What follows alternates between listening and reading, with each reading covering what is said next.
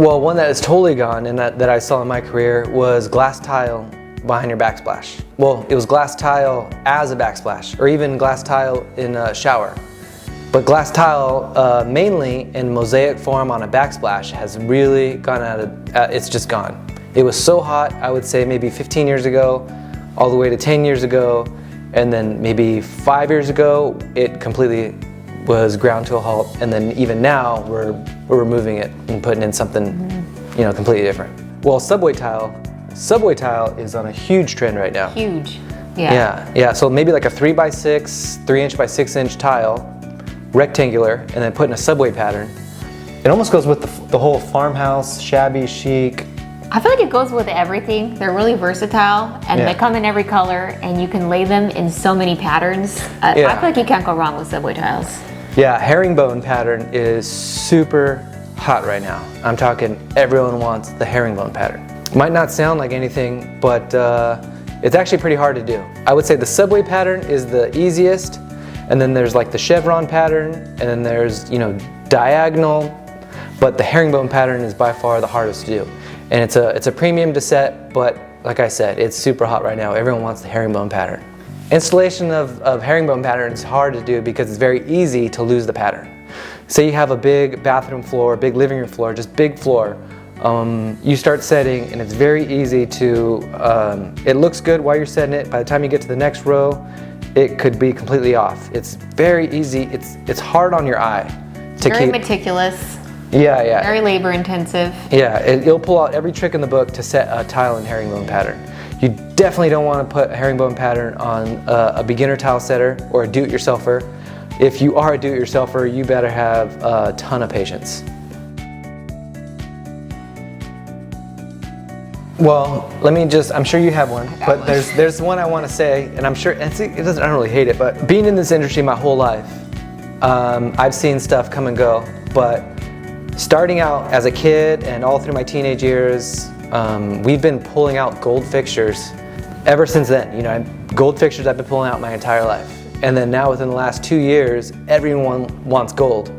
So I made you put gold fixtures in our bathrooms. Yeah, it's grown on me, but it's just so, but as a contractor and actually the guy doing the work, pulling them out and have people say, these are just, I'm over these, I want something new. It's so funny to me to actually be putting them back in and people are saying, I gotta have them. It blows my mind. I like them. Okay, so I feel like all the designers are gonna hate on me for this, but I dislike 70s style kitchens. That's all I'm seeing right now is with like the kind of olivey green cabinets and pink cabinets. We bought a house with a 70s kitchen and it was one of the first things we ripped out, and now I'm seeing that layout, that cabinetry being put in everywhere, and I'm sorry, I'm not a fan. One trend that blows my mind is luxury vinyl planks. Yeah. It's all the rage. Yeah, luxury vinyl planks. It's called LVP for short. Same thing, I've been pulling out vinyl floors. They put those in apartments, mobile homes, track houses, and that's usually the first thing people rip out.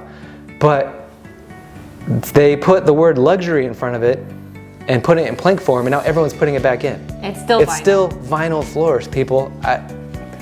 It's still vinyl. Blows my mind. I can't get over it. So people like vinyl floors though because it's softer on the feet than tile, and they like the price. And the big selling point is it's waterproof. Of course it's waterproof, it's vinyl. You're putting vinyl floors. I mean, do you want waterproof? I mean, I don't know.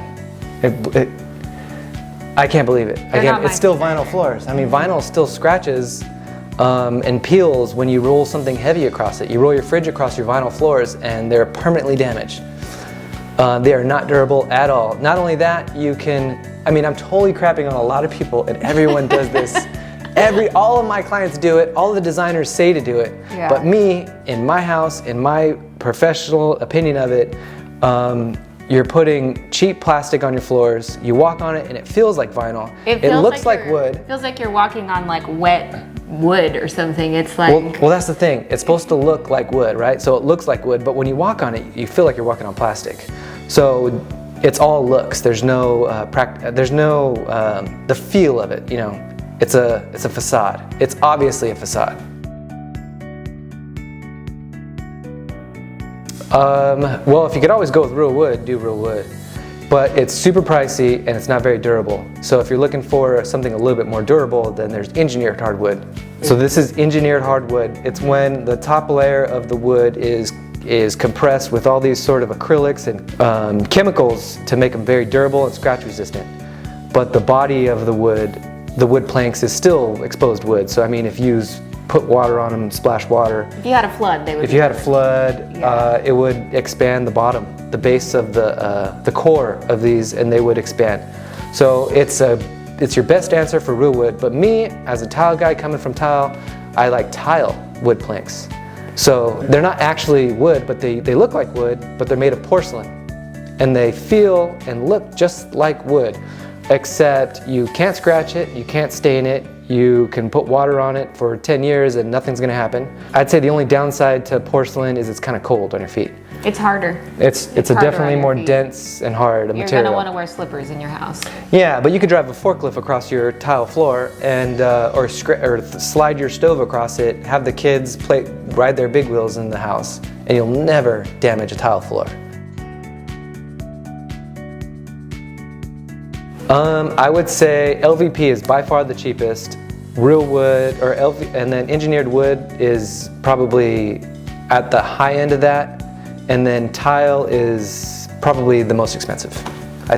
Because of the labor, is that right? Labor, definitely labor is more, but then also a good tile will cost you probably the same, if not more, than the engineered wood. Yeah, but definitely labor. Where is hardwood on that scale?